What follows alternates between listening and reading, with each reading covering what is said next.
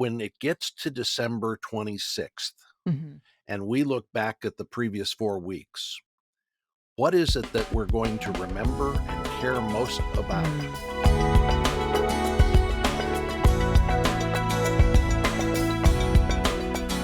So there's the idea of disappointment. Then there's stress.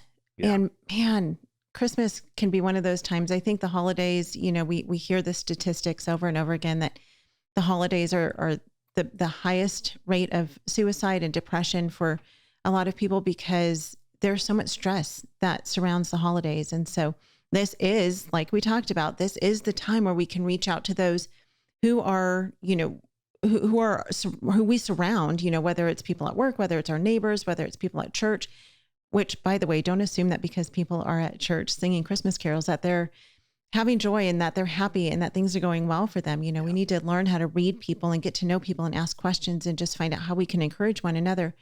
But the holidays can be such a stressful time. We have experienced that. I'm sure everyone at some point has experienced it. And whether it's, stress because of family members or stress because of finances, or maybe you're just in a weird place in your life right now.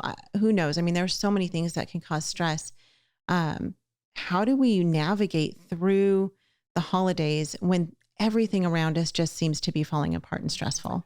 Well, I heard you talk about how much you love Christmas, and you started rattling off all of the reasons, including decorating the house and getting the tree up, and then there's the baking, and then there are the kids' activities that are going on, and then there's the Right. church stuff that's going on, and then I mean, by the time you look at your December calendar, it is probably maybe May or September come close, but December is just loaded down Yeah. where it seems like every night you've got something going on. Every day you've got something else going on, and you're trying to navigate this.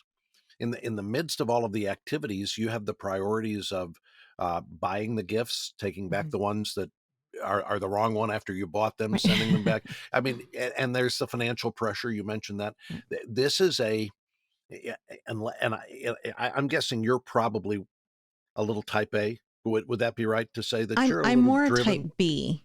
Really? Yes. So Garrett is the type A in our family. We can't have two of us. So I graciously allow him to be the type A. So he takes charge and drives and is task oriented and getting it done, Yes. right? Yes. And so you're drafting in the wake of that, but you've got this loaded up list, and you go to bed at night thinking, I've got so much to do tomorrow and then the day after that, and I don't know how I'm going to get it all done. And this is where I say, first of all, we have to calibrate the holiday and pull back at the very beginning and ask this question. When it gets to December 26th Mhm. and we look back at the previous 4 weeks, what is it that we're going to remember and care most about? Mm. What is it that we want to make sure that we've got traditions and things that, sure, those are important, but if you have to say no to something, and you likely will during Mhm. the next 4 to 5 weeks have to say no to something, what are the right things to say no to? And then what are the priorities that you want to make sure stay at the top of the list? I mean, for us, every year as we were raising our kids, we knew that the culture would throw at us plenty of opportunities for busyness. And we were always fighting to say, how do we keep the spiritual focus of Christmas in the forefront? How do we keep our whole family, kids and everybody, focused on the reason for Christmas? Right. And we had to fight to make that happen, and had to say no to some of the cultural good things in Yeah. order to be about the best thing. So I think one of the ways to turn down the stress during this season is to say, what should our priorities be? And then as you're mapping out your month, include in there some Sabbath times. If Mm. you can't go full speed for 4 weeks and not have some rest for your body and for your soul, and you may think, well, I've got so much I need to do. Say no to something so you can have a time of rest, so you can be strong for what's ahead.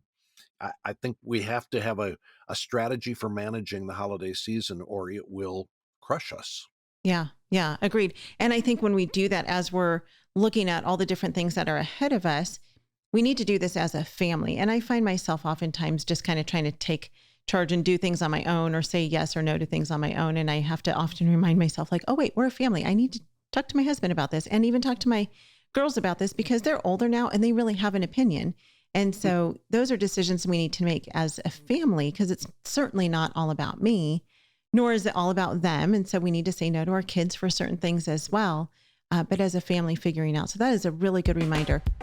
Homeschool Insights is sponsored by CTC Math. If you're looking for a great online math program, visit ctcmath.com and try it for free. For more great homeschool inspiration and resources, listen to the Schoolhouse Rocked podcast every Monday, Wednesday, and Thursday.